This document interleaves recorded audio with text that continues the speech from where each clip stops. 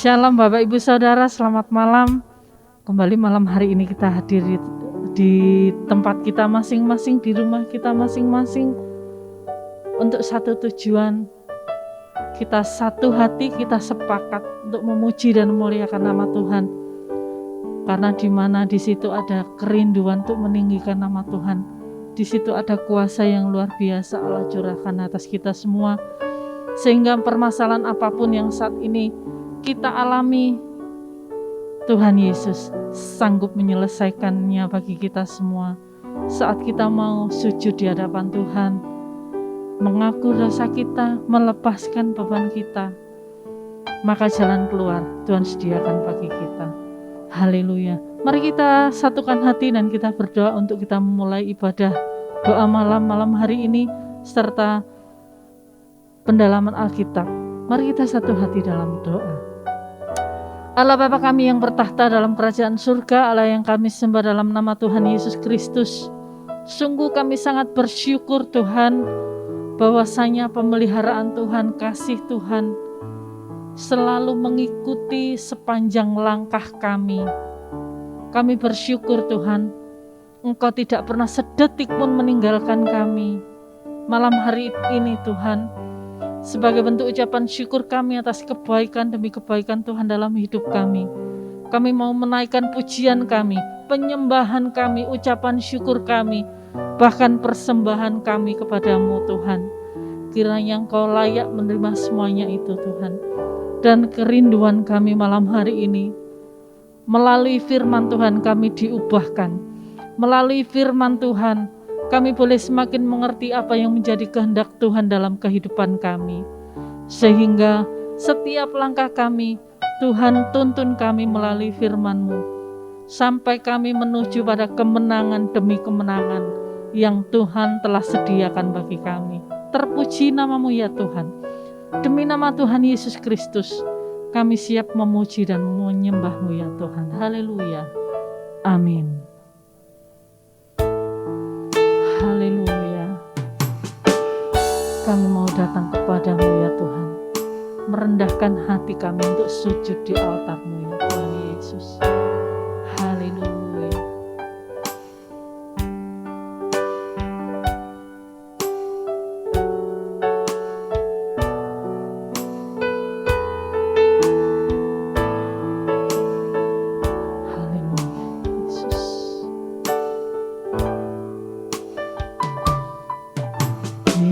Hati terasa berat, tak seorang pun mengerti bebanku. Ku datang Yesus, apa yang harus ku buat? Dia berfirman, mari datanglah. Dia selalu pedulikan aku. Ku datang Yesus, Dia pikul segala bebanku.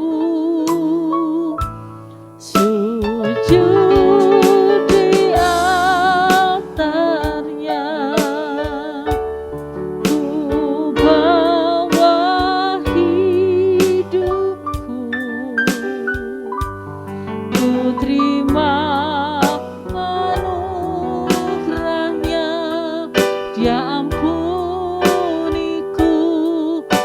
bebaskanku. Dia ubah hidupku, baharui hatiku. Sesuatu terjadi saat datang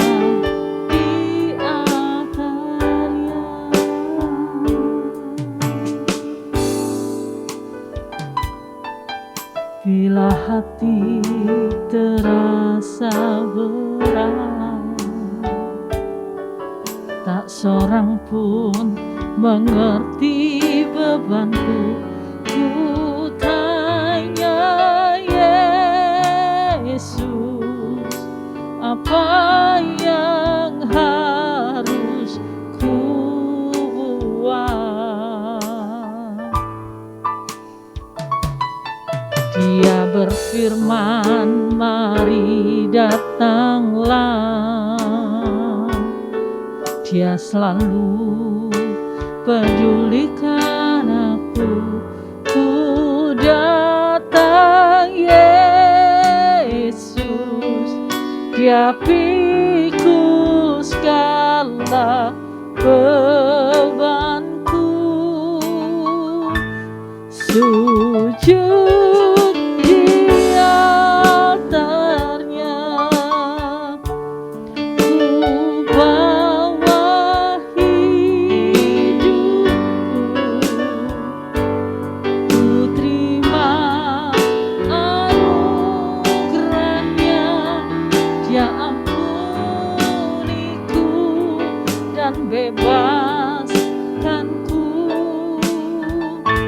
Dia ubah hidupku, baharui hatiku. Sesuatu terjadi saat datang di altarnya. Sujud di altarnya, ku bawa hidupku. Ku terima anugerahnya, Dia ampuniku dan bebaskanku. Dia ubah hidupku, baharui hatiku. Sesuatu terjadi saat datang di altarnya.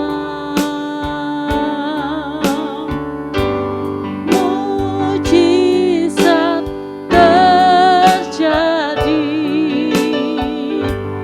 pemulihan terjadi. Sesuatu terjadi saat datang di altarnya.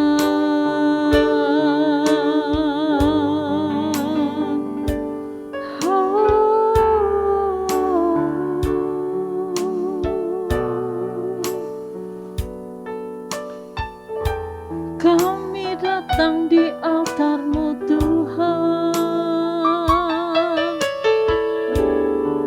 meninggikan Engkau, Allah yang layak dipuji, ditinggikan. Haleluya.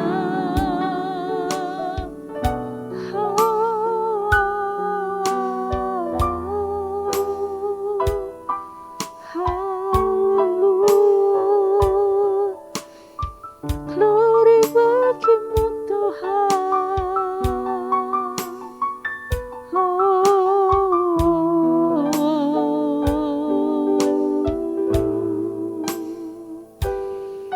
Haleluya.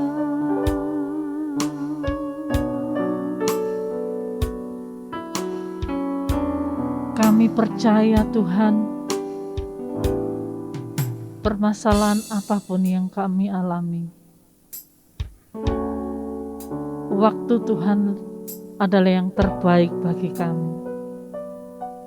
Oleh karena itu, kami percaya kekuatan Tuhan limpahkan bagi kami saat kami mau menanti-nantikan waktu-Mu ya Tuhan. Terpuji nama-Mu Tuhan Yesus. Glory bagi-Mu Tuhan. Haleluya. Terima kasih Tuhan Yesus. Haleluya. Glory bagi-Mu Yesus. Haleluya. Syukur bagi-Mu ya Tuhan.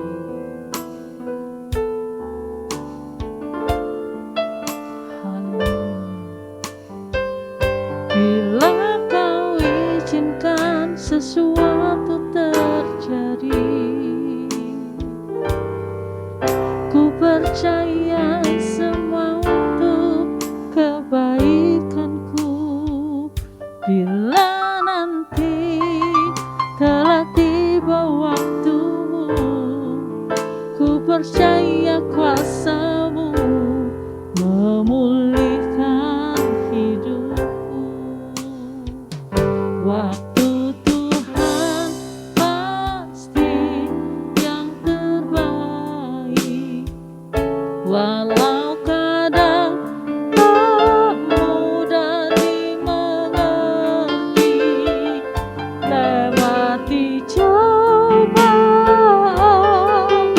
ku tetap percaya waktu Tuhan pasti yang terbaik.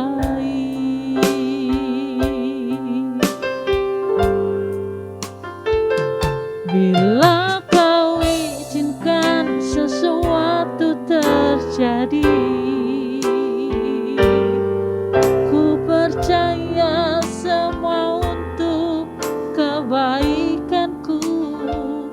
Bila nanti telah tiba waktu-Mu, ku percaya kuasa-Mu memulihkan hidupku. Waktu Tuhan pasti yang terbaik, walau kadang tak mudah dimengerti. Lewati cobaan, ku tetap percaya waktu Tuhan pasti yang terbaik. Waktu Tuhan pasti yang terbaik, walau kadang tak mudah dimengerti. Lewati cobaan,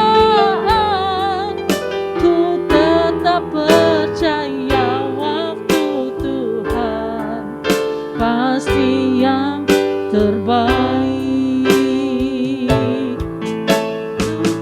Waktu Tuhan pasti yang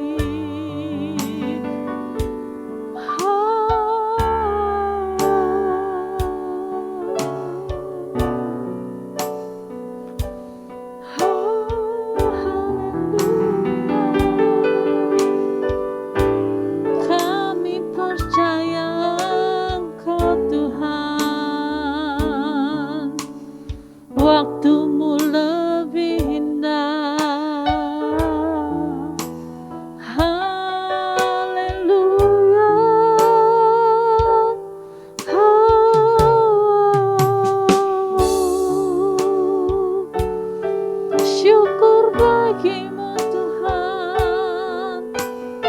Haleluya. Glory bagimu Yesus.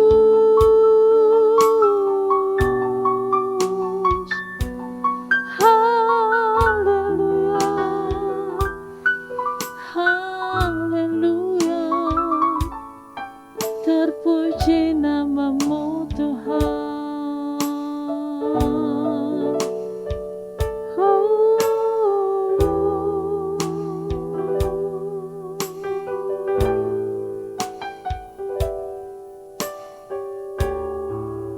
Haleluya. Syukur bagimu Tuhan. Haleluya. Ya Tuhan, kami mau hidup kami diubahkan oleh kebenaran firman-Mu. Kiranya firman-Mu yang boleh meneguhkan kami, yang boleh membawa kami dari kemuliaan kepada kemuliaan yang lain. Karena Engkau yang menyertai kami ya Tuhan. Terima kasih Tuhan Yesus. Terima kasih Tuhan Yesus.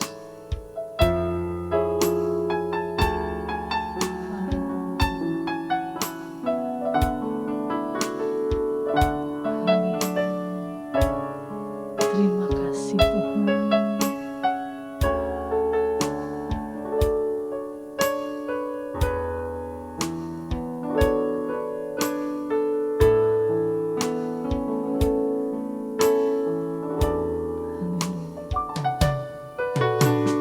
Firman-Mu berkata Kau besertaku, maka kuat roh dan jiwaku. Tangan-Mu Tuhan selalu ku nantikan, di setiap langkahku percaya. Firman-Mu berkata Kau besertaku, maka kuat roh dan jiwaku. Tangan-Mu Tuhan selalu ku nantikan, di setiap langkahku percaya. Dengan sayap-Mu ku akan terbang tinggi di tengah badai hidup. Ku tak menyerah, Kau kekuatan dan perlindungan bagiku, pertolonganku di tempat maha tinggi. Ku mengangkat tanganku, aku berserah. Kau ku nantikan, Kau yang ku sembah. Yesusku, Rajaku.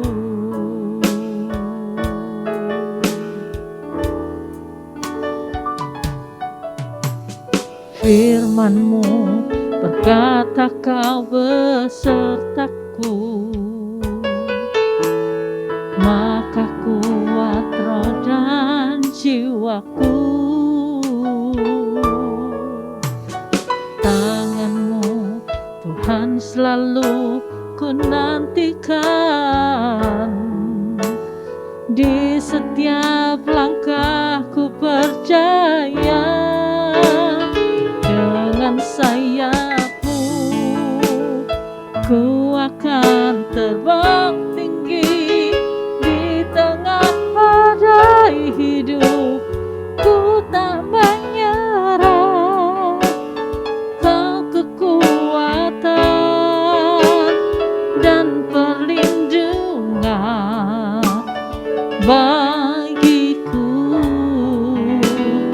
pertolonganku di tempat maha tinggi. Ku mengangkat tanganku, aku berserah, Kau ku nantikan,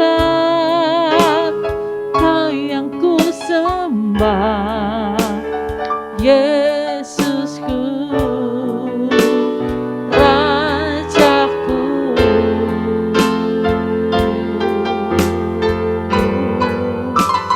Dengan sayapmu ku akan terbang tinggi di tengah badai hidup.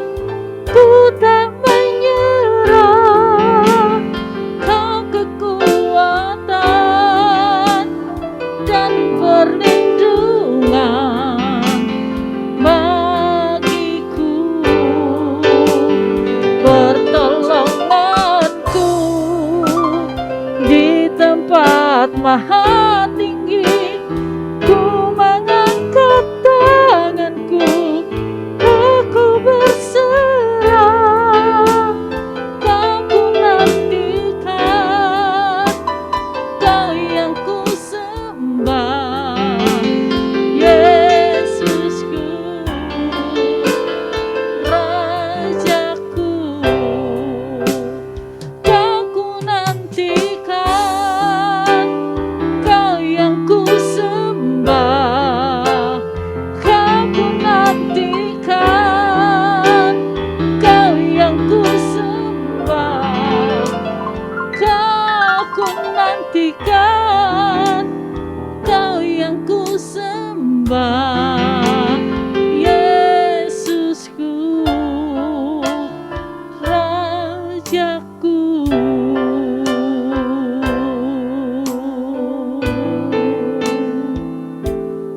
Haleluya. Terima kasih Tuhan. Terima kasih. Kami percaya bahwa pertolongan Tuhan bagi setiap umat-Mu akan tepat pada waktunya Tuhan. Malam hari ini kiranya Tuhan Engkau teguhkan setiap kami melalui kebenaran firman-Mu. Oleh karena itu Tuhan Yesus, urapi hamba-Mu, Engkau pakai hamba-Mu agar setiap firman yang ditaburkan boleh menjadi kekuatan, boleh menjadi berkat, boleh menjadi peneguhan bagi setiap kami ya Tuhan. Terpuji nama-Mu. Di dalam nama Tuhan Yesus Kristus, kami siap mendengarkan firman-Mu ya Tuhan. Haleluya. Amin. Shalom, kita bertemu kembali dalam Bible Class kita hari ini. Masih di kitab Ulangan, seri yang ke-69. Cukup panjang ya. Latar belakang kitab ini, bangsa ini telah dipilih oleh Tuhan, ditebus dari Mesir dengan kemah tabernakel yang lengkap, diinstruksikan dalam waktu 1 bulan untuk hidup dalam kesucian dan dipersiapkan untuk memiliki tanah perjanjian setelah melewati 40 tahun di padang gurun. Jadi Musa akan meninggal sebelum Israel masuk tanah perjanjian, dan kitab Ulangan ini mencatat ya kata-kata terakhir Musa.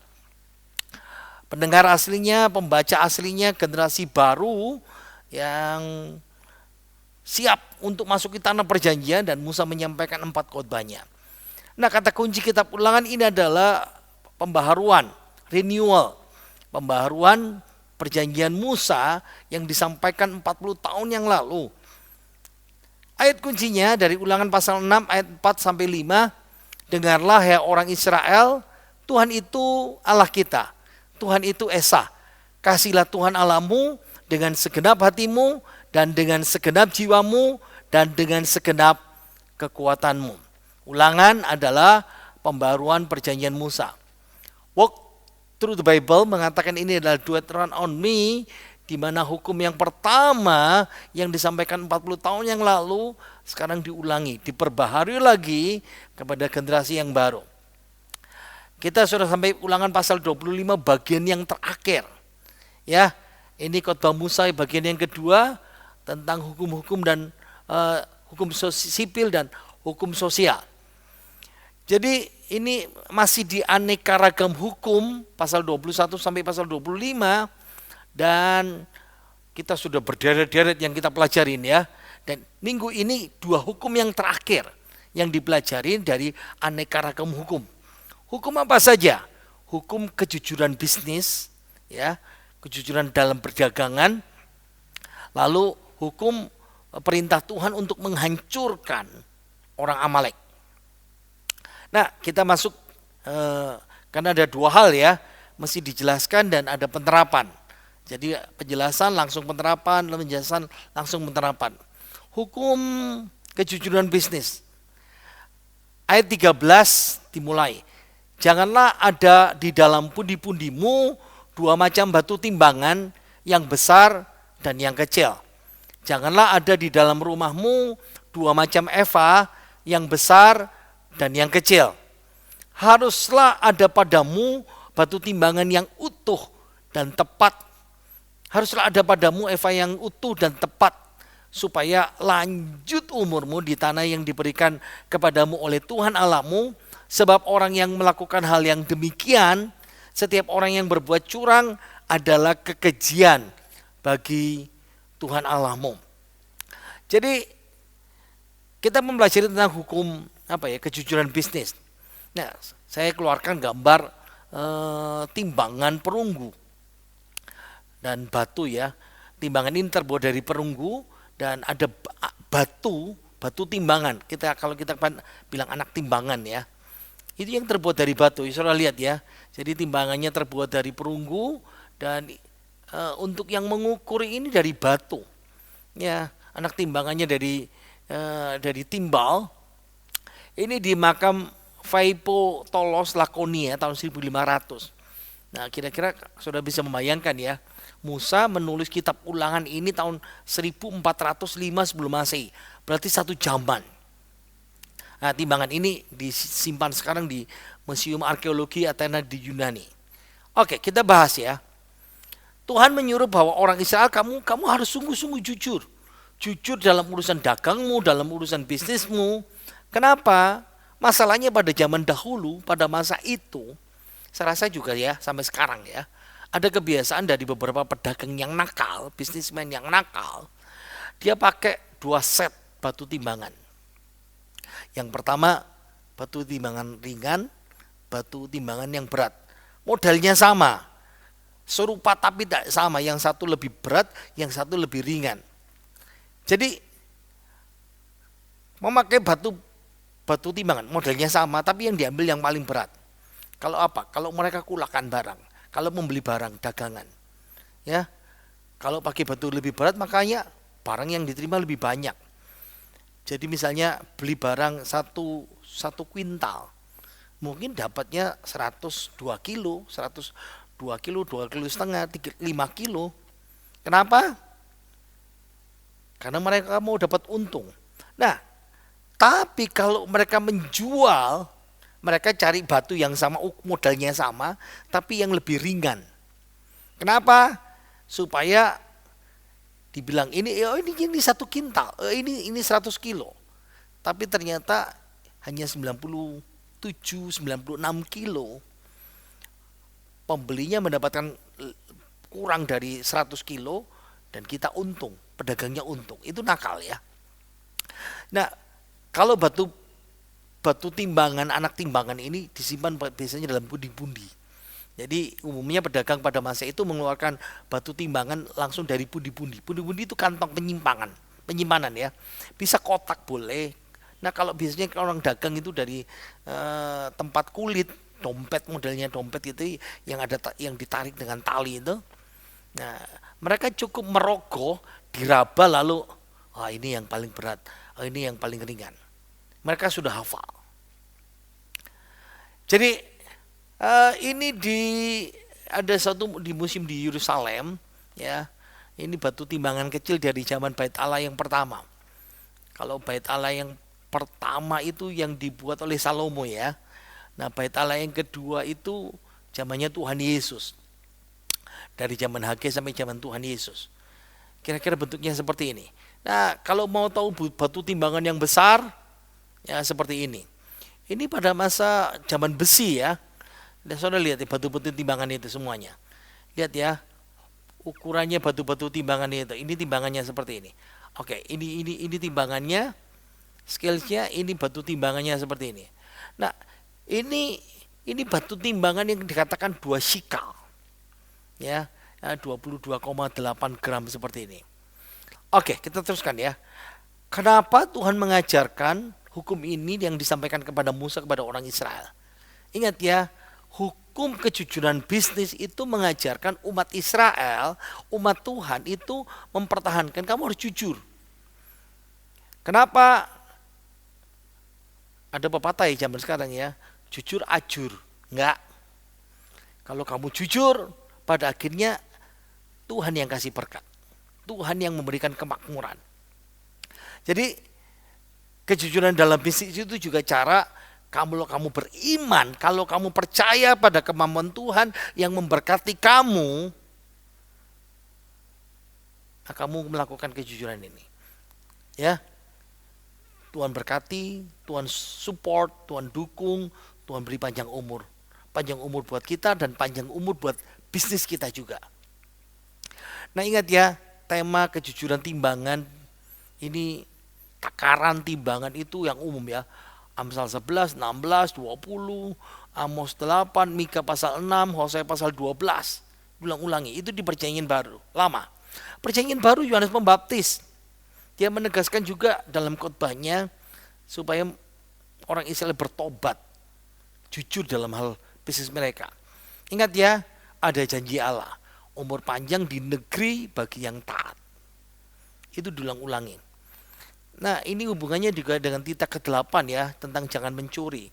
Kalau kita beli LPG kurang dari 3 kilo yang melon, kita emosi kan? Kalau kita beli telur, gula, beras, daging, berambang, dan ukurannya nggak pas, kita emosi kan? Kadang-kadang kalau kita makan, ya kita tahu ini harganya berapa, ini warung, depot, restoran, kafe, ini harganya pas, jujur apa enggak? Kadang-kadang sering kan kita lihat ya, wow, makan seperti ini. Nah, makanya itu dulu, kalau kita misalnya makan nasi rawon di pinggir warung 15-20 ribu umum, ke restoran 40, saudara ke airport 100 ribu, 150 ribu, memang seperti itu ya.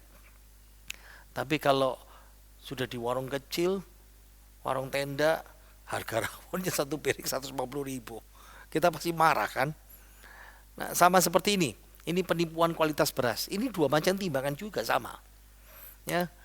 Bilangnya beras premium tapi isinya beras medium. Nah, ini kasus yang merugikan tapi yang menipu dapat triliunan rupiah seperti itu. Nah, ingat, Yesus itu peduli sekali dengan masalah sosial, harta benda kita, bisnis kita. Nah, dalam dunia bisnis ada yang berkata begini, saya nggak bisa jujur. Mau gimana? Dunia zaman sekarang nggak bisa bikin jujur. Menipu spesifikasi, mencampur barang kualitas baik dan kualitas jelek, menipu harga, menipu kualitas, menggunakan bahan yang berbahaya untuk kesehatan dalam makanan kita, jualan makanan, banyak lagi tipu-tipu yang lain. Alasannya, customer kan selalu cari harga murah. Ini persaingan bisnis. Orang kan nggak tahu harga, atau customer kurang pengalaman. Yang penting saya menang bisnis seperti itu. Salah. Ada beberapa kesaksian dari pengusaha Kristen ya.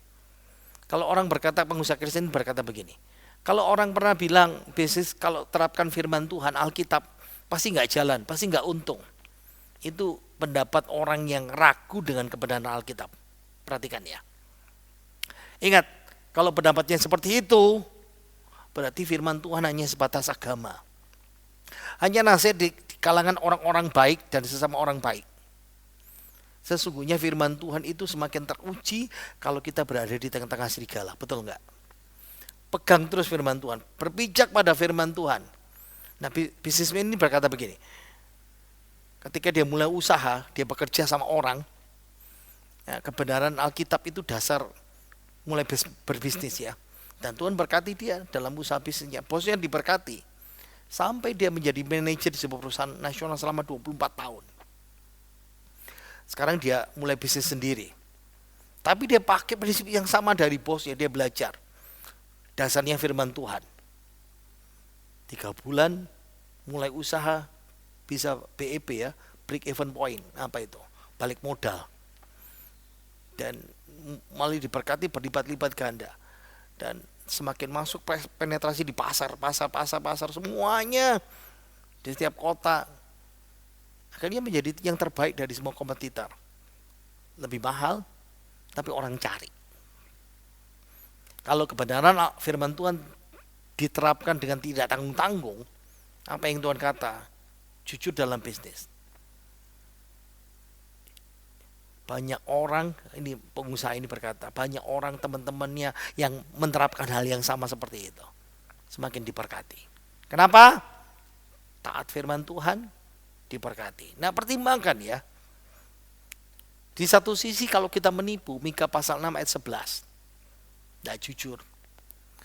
Masakan aku membiarkan tidak dihukum orang yang membawa neraca palsu atau pundi-pundi berisi batu timbangan tipu. Urusan lagi sama Tuhan. Amsal 10 ayat 22. Berkat Tuhanlah yang menjadikan kaya. Susah payah tidak akan menambahnya. Amin. Hukum kedua yang terakhir. Jangan khawatir, ini yang paling panjang. Ayo kita baca. Ingatlah apa yang dilakukan orang Amalek kepadamu pada waktu perjalananmu keluar dari Mesir. Bahwa engkau didatangi mereka di jalan dan semua orang lemah pada barisan belakangmu dihantam mereka. Sedang engkau lelah dan lesu, mereka tidak takut akan Allah.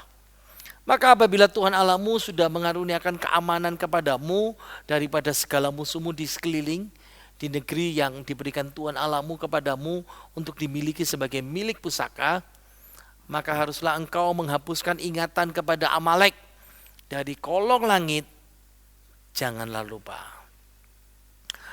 Ini hukum tentang kehancuran orang Amalek ya. Kenapa? Dimulai dengan cerita, ingat ya, orang Amalek itu suku gurun. Orang-orang yang tinggal di padang gurun, yang nomaden itu berpindah-pindah ya. Dari Gunung Sinai ke utara hingga Arabia. Nah, kalau ditanya siapa itu Amalek?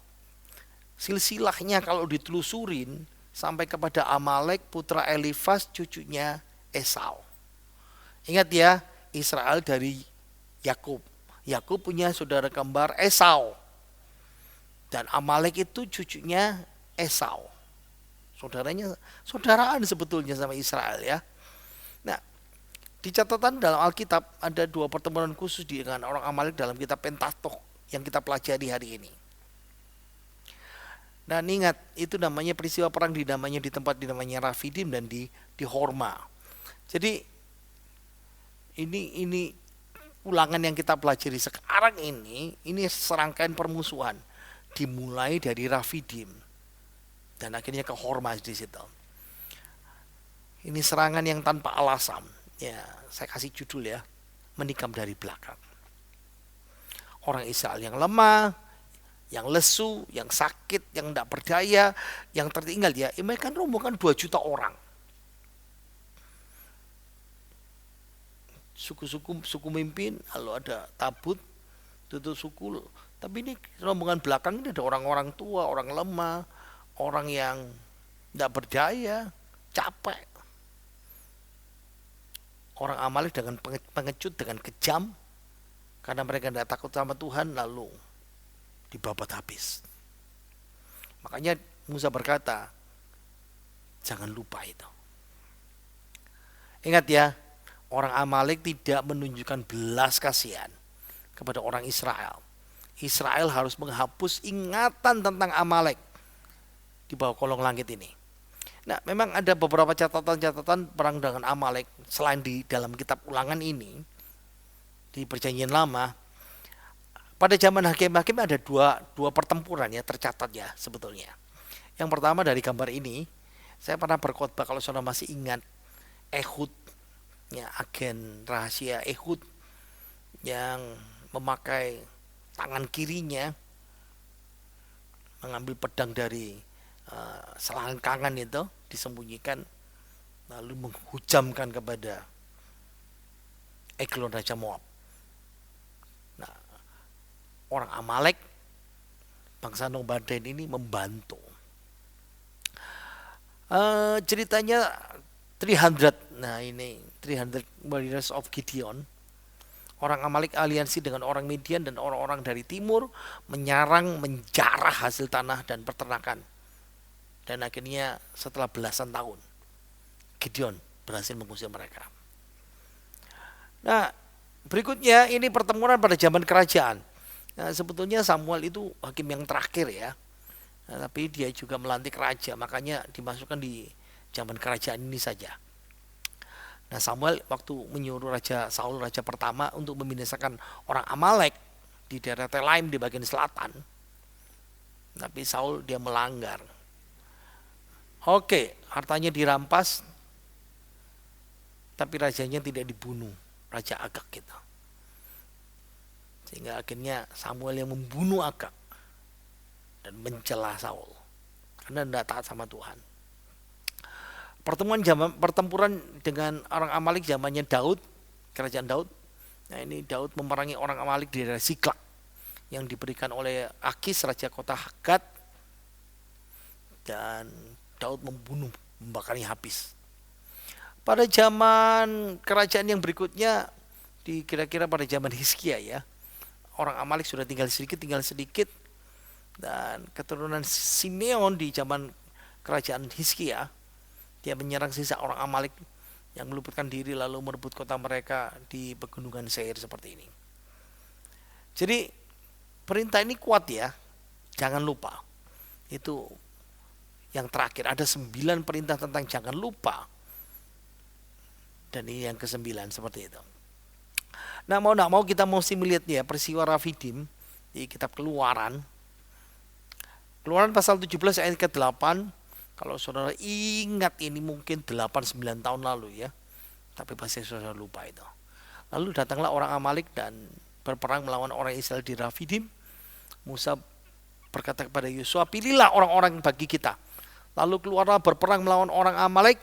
Besok aku akan berdiri di puncak bukit itu dengan memegang tongkat Allah di depan tanganku. Lalu Yosua melakukan seperti yang dikatakan Musa kepadanya dan berperang melawan orang Amalek. Tapi Musa, Harun, dan Hur telah naik ke puncak bukit. Dan terjadilah apabila Musa mengangkat tangannya, lebih kuatlah Israel. Tapi apabila ia menurunkan tangannya, lebih kuatlah Amalek. Maka penatlah tangan Musa. Sebab itu mereka mengambil sebuah batu, diletakkan di bawahnya, supaya ia duduk di atasnya. Harun dan Hur menopang kedua belah tangannya. Seorang di sisi satu, orang di sisi yang lain, sehingga tangannya tidak bergerak sampai matahari terbenam. Demikianlah Yosua mengalahkan Amalek dan rakyatnya dengan mata pedang.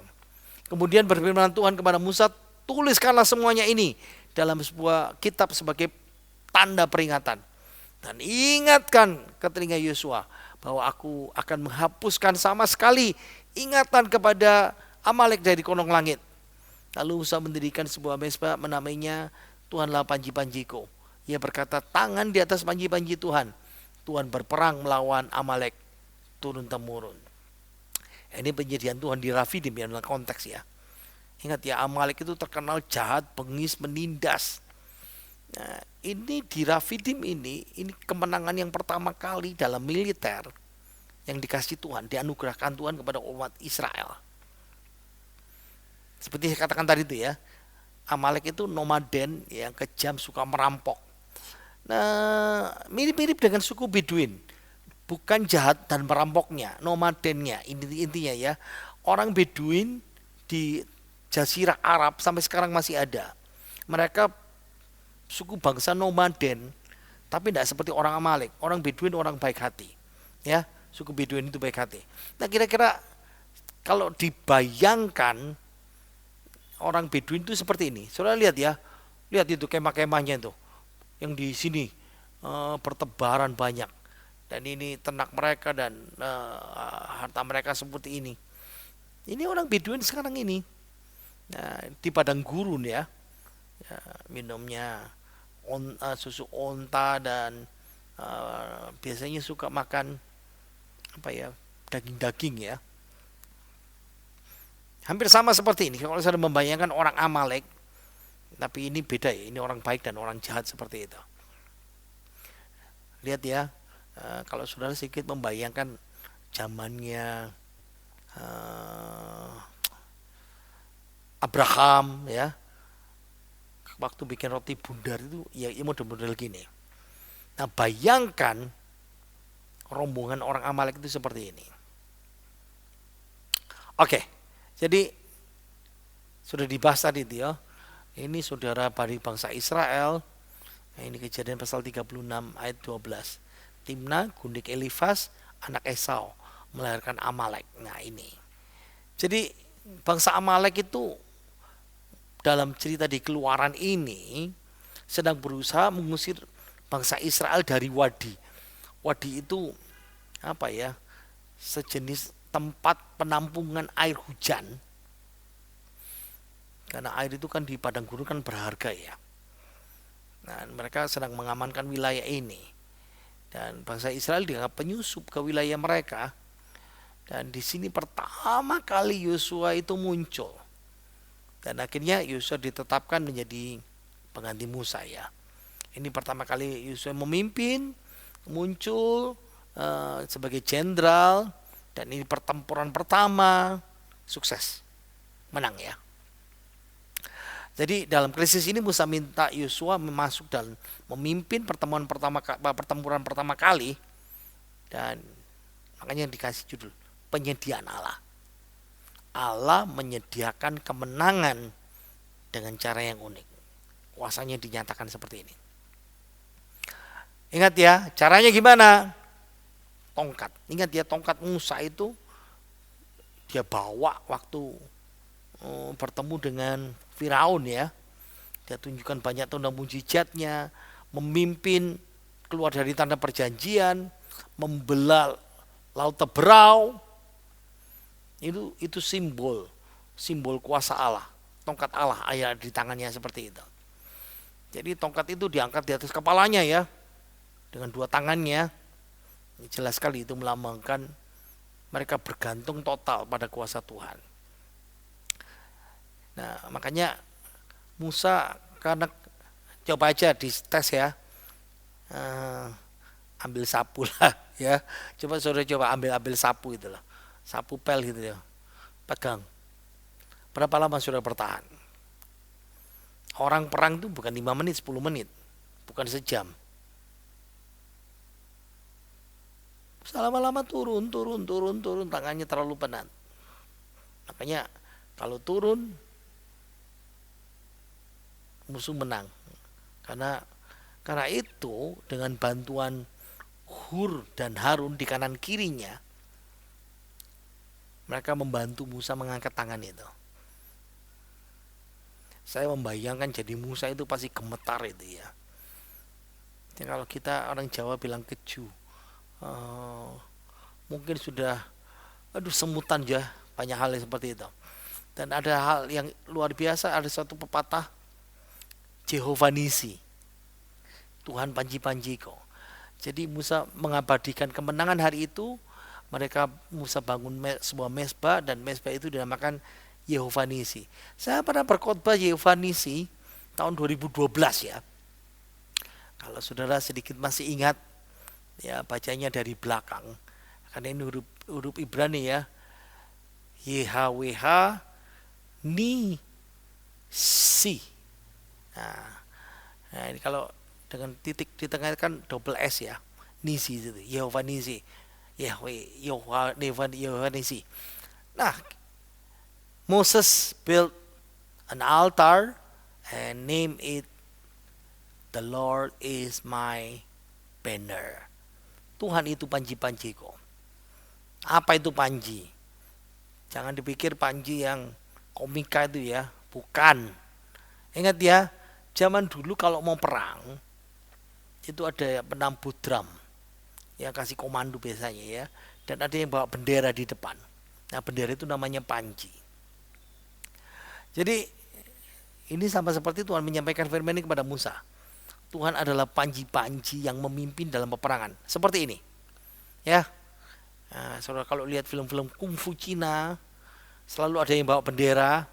Nah, ini biasanya ini perang-perang zaman abad pertengahan, zamannya orang Romawi, banyak ya bangsa ya, selalu ada panji. Nah, ini namanya panji itu, banner itu. Makanya banyak orang Kristen lalu pasang banner. Apa itu banner? Panji. Nah, ini seperti ini ya, macam-macam ya. Oke. Nah, menurut Ulangan 28 ayat 18, Amalek menyerang Israel dari belakang. Ini serangan yang curang ya. Dan ingat ya, ada hukuman keras dari Tuhan. Menikam dari belakang. Makanya Keluaran 17 ayat 4. Bahwa aku akan menghapus sama sekali ingatan kepada Amalek dari kolong langit ini. Ini penghiburan ya buat kita semuanya ya. Kalau saudara merasa ditikam dari belakang, ini penghiburan. Tapi ini peringatan juga kalau kita yang menikam orang dari belakang. Ingat ya, sakit loh. Ditikam dari belakang itu sakit. Makanya jangan menikam dari belakang ya. Yang termasuk menikam dari belakang. Ya, bisik-bisik. Mengumpat, memaki.